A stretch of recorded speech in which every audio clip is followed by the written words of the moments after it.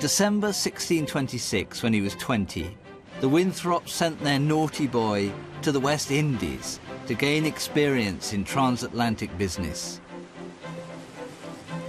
The English Caribbean was just opening, and the British had started to establish footholds on Barbados, St. Kitts, Nevis and Montserrat. These specks would become the money pump at the heart of the British colonial empire.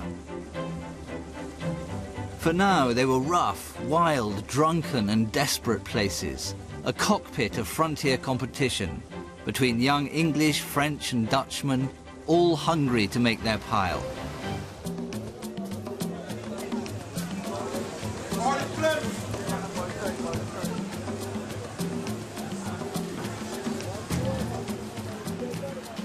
One of the first things Henry did when he got to Barbados was to write home to the family. It was fantastic here.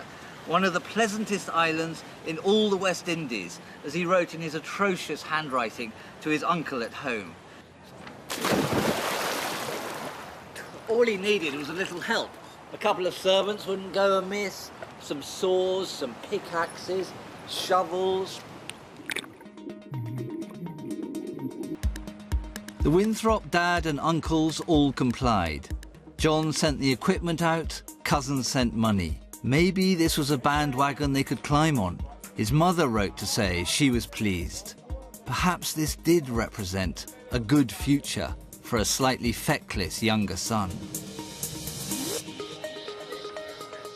The formula was this: communication plus investment should anyway equal cash. Don't mess with me. That's a 5 and a 1. His uncles would take none of his tobacco. His family would provide him no more money. His begging letters had received no handout. He had failed.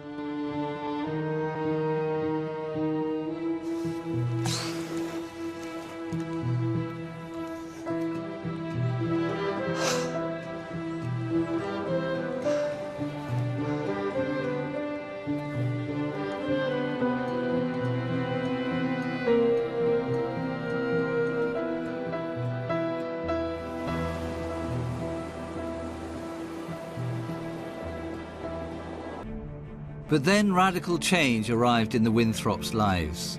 Through the late 1620s, as devout Puritans, John and Margaret were being increasingly marginalised in their own country, as Crown and Church turned against the Puritan way, when suddenly they were offered an escape route. In 1620, a small group of English Puritans had crossed the Atlantic to settle in New England. Now, 9 years later, John Winthrop was offered the post of governor of the Massachusetts Bay Colony. They moved there, and the Winthrops became a truly Atlantic family, part of the great 17th century wave of expansion which saw the literate English start to embrace the world ocean.